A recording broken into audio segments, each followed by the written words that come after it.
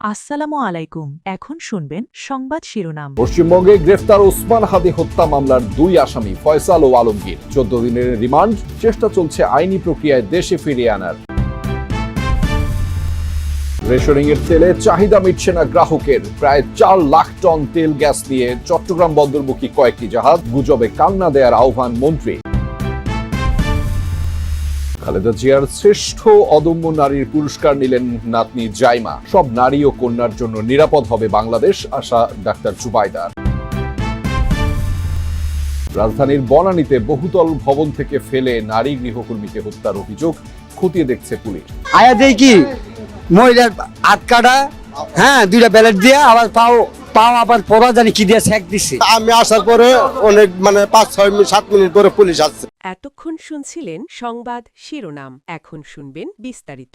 ইনকিলাব মঞ্চের আহ্বায়ক শরীফ ওসমান হাদিকে খুনের মামলার প্রধান 2 আসামিকে কলকাতা থেকে গ্রেফতার করা হয়েছে বলে জানিয়েছে ভারতের বার্তা সংস্থা ANI। আটককৃতরা হলেন রাহুল ওরফে ফয়সাল করিম মাসুদ এবং আলমগীর হোসেন। গ্রেফতারের পর তাদের 14 দিনের পুলিশ হেফাজতে নেওয়া হয়েছে বলে জানিয়েছে সংস্থাটি। প্রতিরক্ষা গোয়েন্দা সূত্রে জানানো হয়েছে গ্রেফতারকৃত আসামিদের আইনি প্রক্রিয়ায় দেশে ফিরিয়ে আনার প্রক্রিয়া শুরু হয়েছে। আর সিআইডি প্রধান বলেছেন, ঘটনা যাচাই করে পরবর্তী আইনি প্রক্রিয়া অনুসরণ করা হবে। গেল বছরের 12 ডিসেম্বর রাজধানীর পল্টন এলাকায় মোটরসাইকেলে আসা হেলমেট পরিহিত দুর্বৃত্তরা ইনকিলাব মঞ্চের মুখপাত্র শরীফ ওসমান হাদিকে গুলি করে পালিয়ে যায়। পরে তদন্ত করে হামলাকারীদের মধ্যে একজন ফয়সাল করিম মাসুদ ও অপরজন আলমগীর বলে শনাক্ত করা হয়। অন্তর্বর্তী সরকার ফয়সালকে ধরিয়ে দিতে 50 লাখ টাকা পুরস্কার ঘোষণা করে। হাদি হত্যাকাণ্ডের পর সন্দেহভাজন আসামিরা ময়মনসিংহের একটি সীমান্ত দিয়ে মেঘালয়ে পালিয়ে যাবার সংবাদ প্রচার করে যমুনা টেলিভিশন। প্রায় 3 মাস পর রবিবার পশ্চিমবঙ্গ পুলিশের হাতে ফয়সাল ও আলমগীরের গ্রেফতারের খবর এলো। ভারতীয় বার্তা সংস্থা ANI বলছে, শনিবার পশ্চিমবঙ্গের বনগাঁ থেকে এই 2 আসামিকে গ্রেফতার করে স্পেশাল টাস্কফোর্স বা STF। গ্রেফতারের পর দুজনকে বিধাননগর আদালতে হাজির করে 14 দিনের পুলিশ হেফাজতে পাঠানোর কথাও জানায় সংস্থাটি। এদিকে প্রতিরক্ষা গোয়েন্দা তথ্যের ভিত্তিতে হাদি হত্যার প্রধান আসামি শুটার ফয়সাল ও আলমগীর পশ্চিমবঙ্গে আটক হয়েছে বলে জানিয়েছে ISPR। এদিকে হাদি হত্যা মামলার আসামিদের গ্রেফতার প্রসঙ্গে বাংলাদেশি তদন্ত সংস্থা CID প্রধান যমুনা টেলিভিশনকে জানান, পররাষ্ট্র মন্ত্রণালয়ের মাধ্যমে বিষয়টি নিশ্চিত হবার চেষ্টা চলছে। আমরা শুনেছি আমরা আমাদের কাউন্টারপার্ট ফরেন মিনিস্ট্রির মাধ্যমে আমরা জিনিসটা ভেরিফাই করছি আর কি।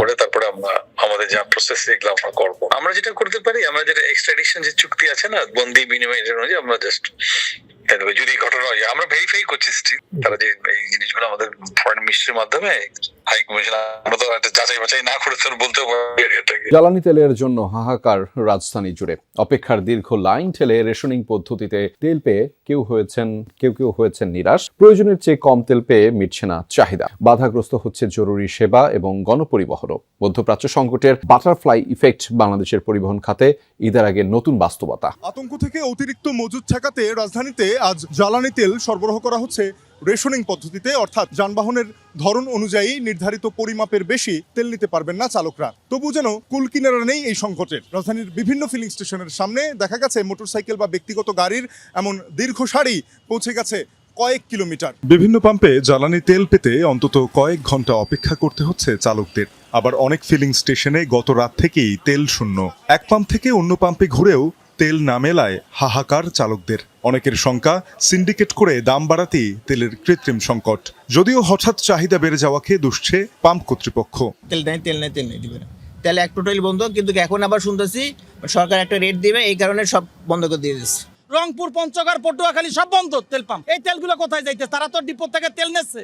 1 ঘন্টার উপরে জ্যাম ঠেলে আসতেছে, 1 ঘন্টার উপরে। এইভাবে হইলে কেমনে কি ভাই, অফিস করব কখন, বাসায় যাব কখন? মতিঝিলে হিরাজিলের সামনে একটা, এরপরে হচ্ছে ইত্তেফাকের সামনে একটা, সবটি পাম্প বন্ধ। শাপলা চত্বরের একটা বন্ধ। সকাল থেকে তেলের লেগে ঘুরতেছি। বলতেছে যে আপনারা থাকেন 12টার পরে দিব, তারপরে বলতেছে 4টার পরে, এখন বলতেছে 1টার পরে দেবে। এখানে যেরকম লাইনটা দেখছেন গাড়ির তেলের জন্য, ডিপোতে ওই রকম আমাদের মতন যারা এই ফুয়েল ব্যবসা করে তাদের গাড়িগুলি ওইখানে একটা লম্বা সিরিয়ালে দাঁড়িয়ে আছে গত 2 দিন যাক। তো ওইখানেও তো একটা চেন অফ কমান্ড মেনটেন করতে হয়। তো যার কারণে হচ্ছে যে তারা একটা সিরিয়ালে মেনটেন করে তেলগুলি ওখান থেকে আসবে। শুধু ব্যক্তিগত গাড়ি বা মোটরসাইকেল নয়, জ্বালানি তেল না পেয়ে অসহায় জরুরি সেবা পরিবহন, গণপরিবহনও। মূলত হচ্ছে ভ্যাকসিনের গাড়ি, পিছনে ফ্রিজ আছে, কুল আইটেম, সেক্ষেত্রে আমাদের এটা খুবই জরুরি তেল। আমরা তো ঘুরতেছি, জানি না সামনে যাই পাবো। গণতান্ত্রিক অগ্রযাত্রায় অবদানের জন্য মরণোত্তর শ্রেষ্ঠ অদম্য নারী সম্মাননায় ভূষিত হলেন সাবেক প্রধানমন্ত্রী এবং বিএনপির প্রয়াত চেয়ারপারসন বেগম খালেদা জিয়া। রাষ্ট্রপতি মোহাম্মদ শাহাবুদ্দিনের হাত থেকে তাঁর পক্ষে পুরস্কার গ্রহণ করেন নাতনি ব্যারিস্টার জায়মা রহমান। প্রধান অতিথির বক্তব্যে রাষ্ট্রপতি বলেন, পরিকল্পনা যতই নেওয়া হোক না কেন, সুফল পেতে ঘরে বাইরে দরকার নারীদের নিরাপত্তা। বাংলাদেশ হবে সব নারী ও কন্যার জন্য নিরাপদ। অনুষ্ঠানে এই আশাবাদ ব্যক্ত করেন সরকার প্রধানের স্ত্রী ডাক্তার জুবাইদা রহমান।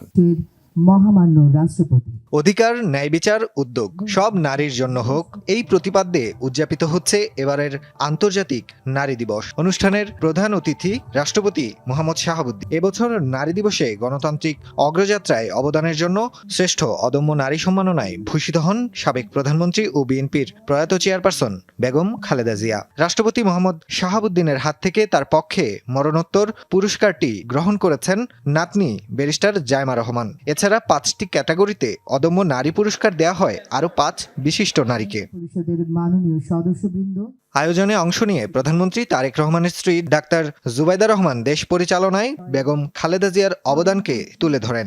বাংলাদেশও এমন একটি দেশ হবে যেখানে প্রতিটি নারী ও কন্যা শিশু নিরাপদ, মর্যাদাবান এবং সম্ভাবনাময় উজ্জ্বল ভবিষ্যতের অধিকারী হবে। রাজধানীর বনানীতে বহুতল ভবন থেকে পড়ে গৃহকর্মীর অস্বাভাবিক মৃত্যু হয়েছে। ঘটনার পর হত্যার অভিযোগ এনে ওই বাড়িতে ভাঙচুর চালায় স্থানীয়রা। কোনো মামলা হয়নি এখনো, তবে পুলিশ গৃহকর্তাকে আটক করেছে। রাজধানী বনানীর এই ভবনের 3 তলায় কাজ করতেন 16 বছর বয়সী পিঙ্কি। অভাবের তাড়নায় সুনামগঞ্জ থেকে এসে প্রায় 2 বছর ভবনের ভাড়াটিয়া বিজনের বাসায় গৃহকর্মী হিসেবে দায়িত্ব পালন করেছে সে। প্রত্যক্ষদর্শীরা জানায়, রোববার দুপুর 2টার দিকে 10 তলা ভবন থেকে নিচে পড়ে গৃহকর্মী পিঙ্কির দেহ। মহিলার হাত কাটা, হ্যাঁ, 2টা ব্যালেট দিয়ে আবার পাও আবার পড়া জানি কি দিয়ে সেক দিছে। এরপরে আধা ঘন্টা লাশটা পড়ে রয়েছে। আধা ঘন্টা পরে পুলিশ আইছে। লাশ পড়ে রয়েছে, হাতে ইনটা দাগ, পায়ে গলাতে কিছু দেখা গেছে, পুলিশ নাই। লাশ ফেলাই দিছে, উপর থাকিয়া 3 তলার থাকিয়া লাশ ফেলাই দিছে, কাপড় মোরানি। আমি আসি দেখছি।